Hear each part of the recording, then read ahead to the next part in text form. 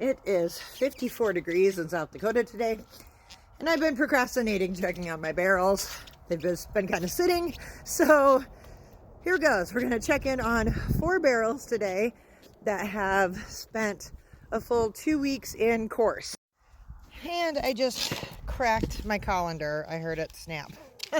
So, not horrible, but great start. All right, barrel 1, Moss Agate, has been in course for the second time since January 8th. Now, it has not been tumbling all that time, but actually probably a good 2 weeks of that. So 3 weeks total now, which means these should be shaped really good. That looks good. Dump them out. Zoomed in a little bit for the pour. Oh my goodness, it's like shadowed. Okay. We'll just grab a few of these to check them out. They are beautiful. Very nice. Okay, second batch is Bahia agates. Looks really nice and frothy in there, so that's good. And these are all ones I cut apart. See if the color show. Oh wow! Oh wow!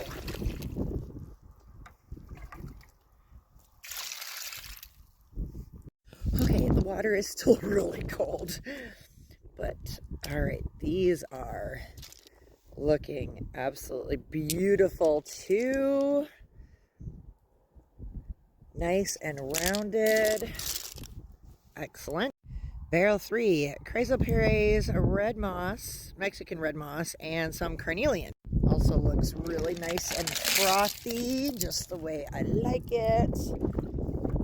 You want it to have a good soupy consistency. Not like too runny, not too thick. Oh, wow. Okay, this is the Chrysoprase. Oh, there's a chevron amethyst in here too, it looks like. There is our carnelian, or one of them. There's another one. Ooh, and I forgot I threw a couple of randos in here just to help a few pieces get shaped up a little bit better. So looking good. Okay, last barrel is the big one. It's the purple and South Dakota Chalcedony, and also looks nice and thick and creamy, so that's good. See if we can see anything. Ooh. Oh wow, that piece is like clear. Almost not quite, but cool. These are looking pretty good too. Okay, so I'm going to put everything in for a burnish, and for me what that is just put them back into water and some a little bit of Dawn dish soap for a couple hours, and then I will be back again with a good look in the light. So it's day 2. I put the rocks on to burnish and then got distracted and forgot about them. So here we go. Okay, this first batch is the Moss Agate, and I am really happy with this. This stuff looks really good. I was just outside rinsing it, and I discussed that we needed to burnish it and like what I do for the burnish. But let's talk about why it's important to do a burnish, especially if you are switching stages. Oh, this one is a great example.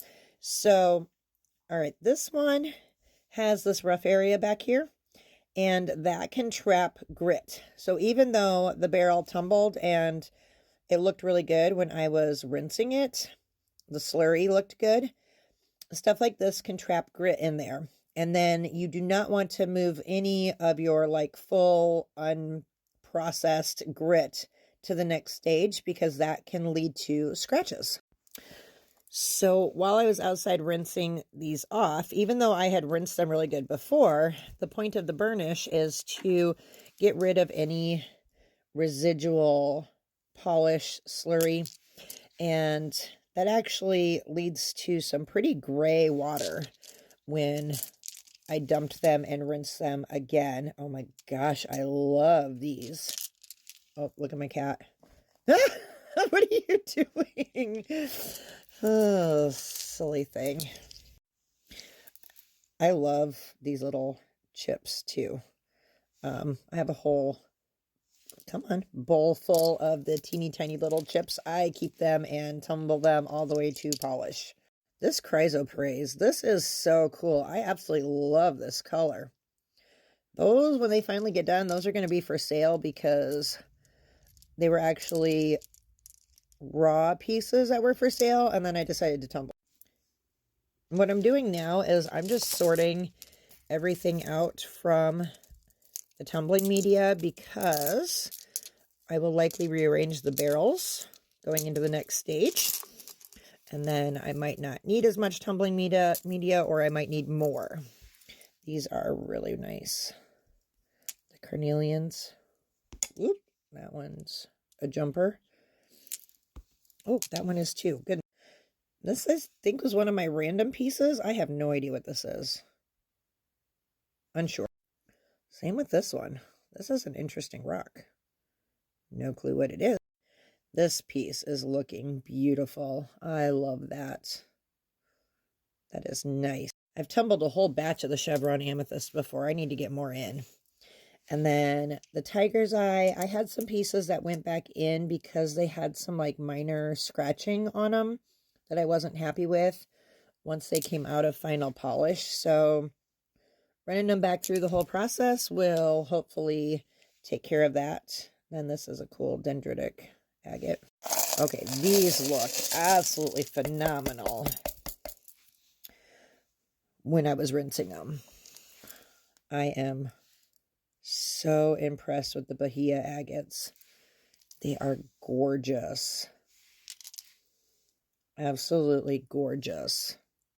Which somewhere in here was a piece I cut specifically thinner to maybe make it into a cabochon when it was all done. Wow. Well, that's as good as I can get it, but that is a cool piece. These are also ones that when they are completely finished, I will be selling in my shop. Okay, I found it. It's a little thicker than I was remembering, so I'm not sure that's going to work or not, but it is really cool. I like that. All right, and this is the last group that was in the big barrel, which has the purple chalcedony in it. I love this stuff. It is almost ethereal looking. So pretty. And then the South Dakota chalcedony, which is UV reactive. Oh, this is a fun one. I love this stuff.